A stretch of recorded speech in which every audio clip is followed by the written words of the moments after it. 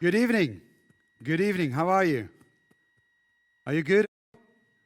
Great. Welcome to this match. This match will take exactly 18 minutes. Okay? And you're all part of the same team. Mechelen. Okay? Hey guys, I would like to see fair play on the field, respect, and positivity. Is that okay for everyone? Cool. Good luck. 1 year ago, I decided I wanted to become a football referee. Not because of the money, though. I only get paid 20 euros per match, so I won't really get rich by it, will I? No. I decided to become a referee for 2 other reasons. 1, to stay in good shape. 2, because I wanted to learn how not to take things personally. I can see some people nodding. You're probably thinking being a referee is the perfect environment to learn how not to take things personally, isn't it? Because the spectators hardly ever shout encouraging or positive things. No. What do they shout? Come on. Loser, are you blind? Yeah, Loser. Good. As a referee, I'm the scapegoat. Apparently, I'm always wrong. It's always my fault. And I wanted to learn how not to take all this personally. Because I really struggle with this. For example, when I drive slowly because I'm trying to find a specific location and somebody is just driving behind me, I feel hunted, especially when they start honking and flashing their headlights. I take it personally. I know I shouldn't, but it just happens. Do you see what I mean? Yeah. Or when somebody cancels an appointment last minute, I get the feeling that I'm not important enough. Again, I take it personally. Even professionally. I'm a public speaker, like tonight. This is what I do. I give keynote speeches, and I really like it, as long as I can draw my audience into my story. Because the very moment I see somebody is not paying attention, for example, when somebody is looking at his smartphone, it just happens. I take it personally. Relax, you are safe tonight, don't worry. Feel free to take your smartphones and you can even start talking to your neighbor. I will not take it personally. Why not? Because now, here and now, I'm very conscious that this can happen. And more importantly, I have a strategy to deal with it. So tonight, I would like to share this strategy with you. Are you interested? Cool.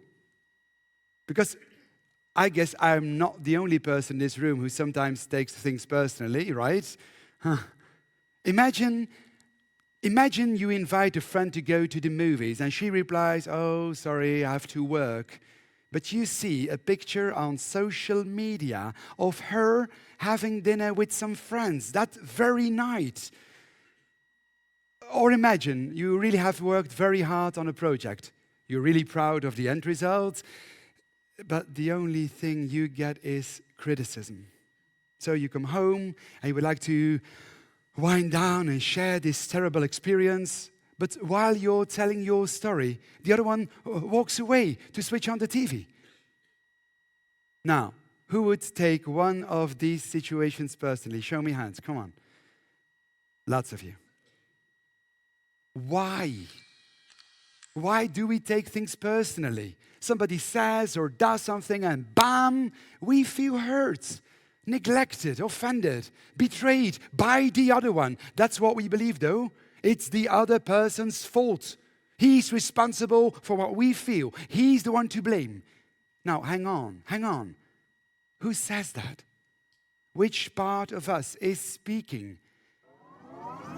It's our ego. Our ego thinks that others should take us into consideration. Our ego doesn't want to be criticized. Hell no. Our ego wants to be acknowledged. I'm right. Is this what you want? Do you want to be right? That's exhausting. when my ego takes over, I'm fighting all day. I'm in a constant struggle with the rest of the world. And it drains my energy. Wouldn't it be so much easier to not take things personally? Because then, no one has power over you. You're free.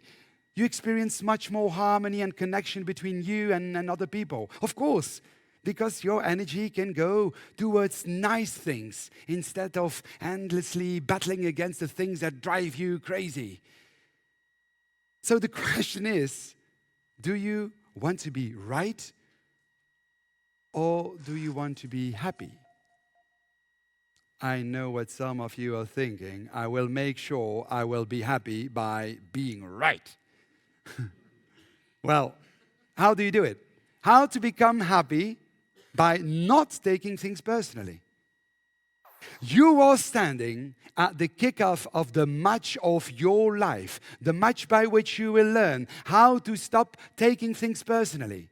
So as a referee, I brought my coin for the toss. And every coin has two sides, heads or tails, and they stand for two strategies. Two strategies to no longer taking things personally. Sir, good evening. You're the captain of this huge team. You can choose heads or tails. Heads. Okay? You're lucky, it's heads. Are you ready for the first strategy? Okay, here comes. First strategy. It's not about me. What do you mean it's not about me? This sounds weird, doesn't it? Because when I take things personally, I'm convinced it is about me. When I see someone is looking at his phone, I feel offended. I think, hey, I've put so much effort and time in this presentation. I want respect. I think me, myself, and I. Sounds familiar, no? Yeah. But in fact, it isn't about me. What if I try to look at it from the other person's perspective, asking myself, why? Why is he or she looking at his or her smartphone? Maybe he has just received an important message, one he has been waiting for. Or the topic of my presentation is not really his cup of tea. Could be.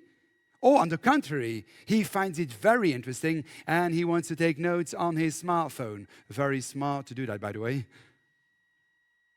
I simply need to shift my focus from me to we, and I won't take it personally. If I try to see the intention of the other one, I make space for understanding instead of irritation. Does this ring a bell with you? When you put your son to bed, but he doesn't want to, he throws himself on the floor, kicking and screaming, "I hate you!" Do you take that personally? No, you don't, because you know this is not about me. It's about what he wants, what he needs.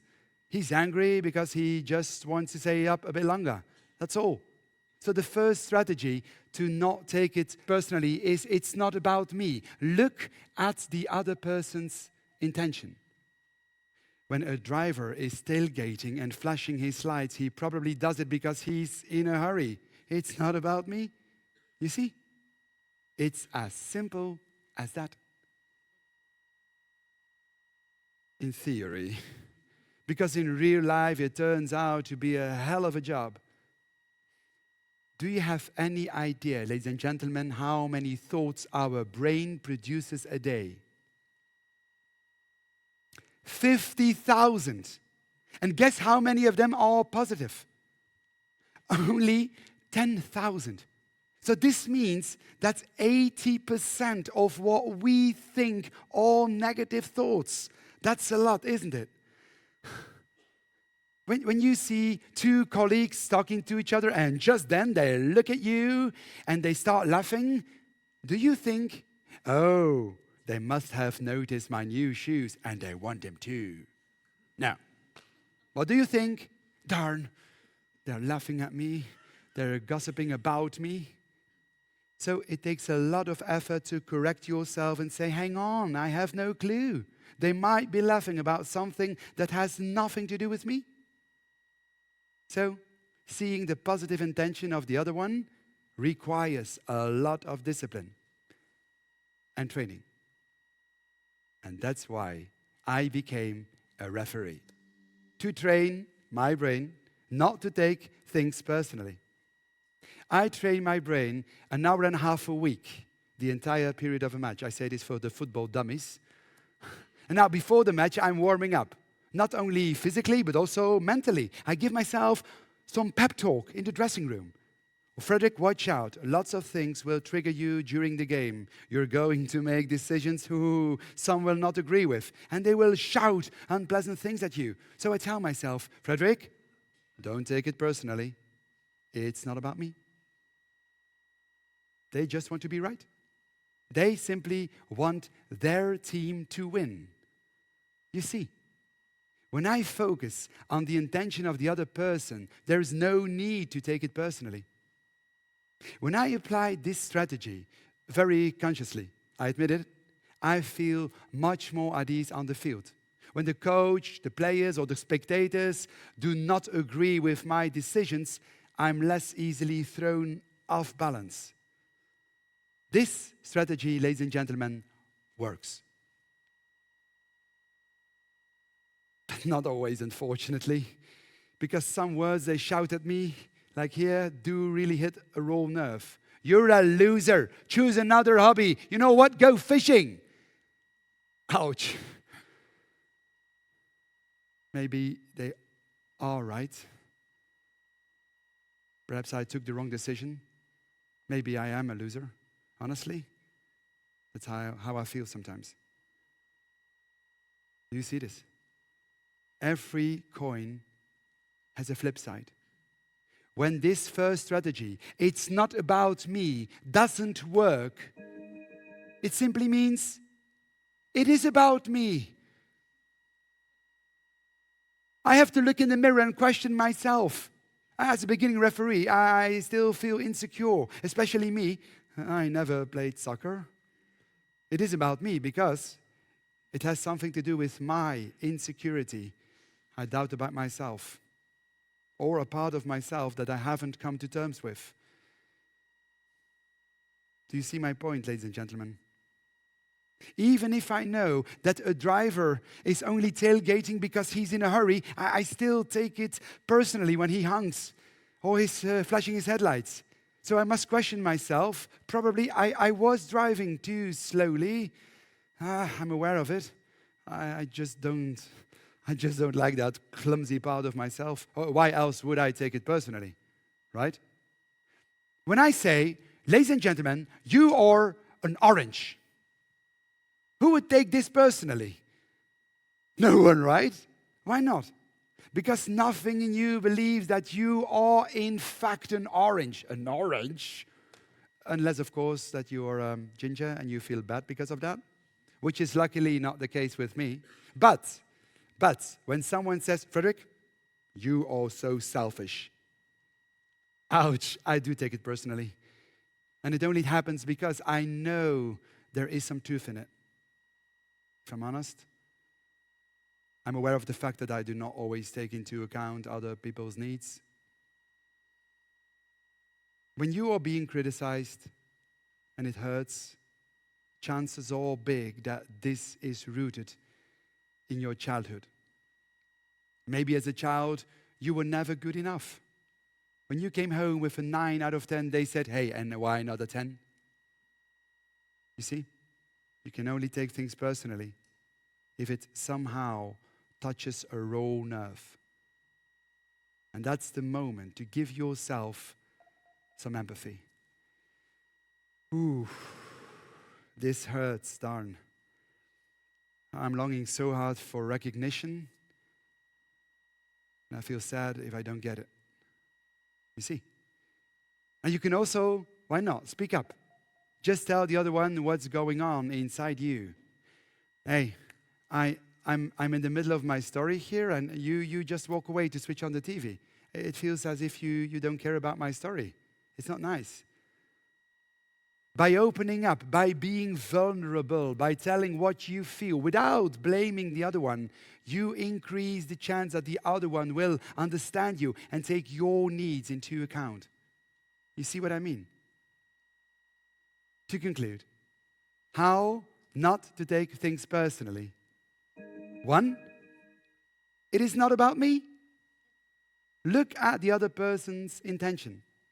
If that doesn't work, 2, it is about me. Give yourself empathy and speak up.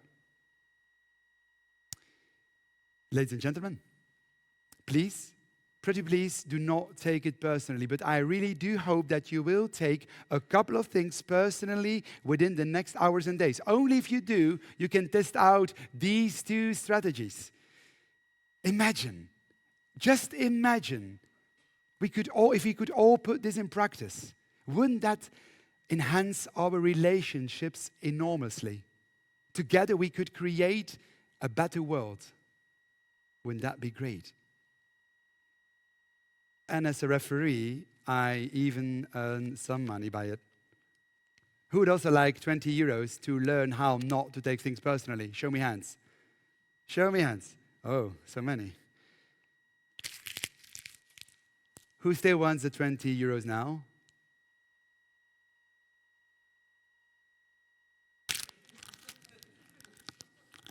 Who still wants the 20 euros now?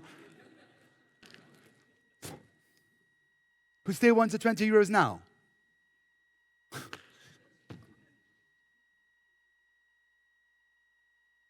And who still wants them now? Why do you still want these 20 euros? Because it's still 20 euro. People may attack you, criticize you, or ignore you.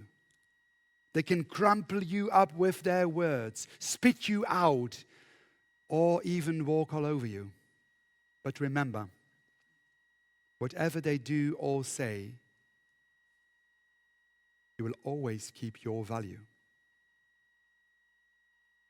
Thank you.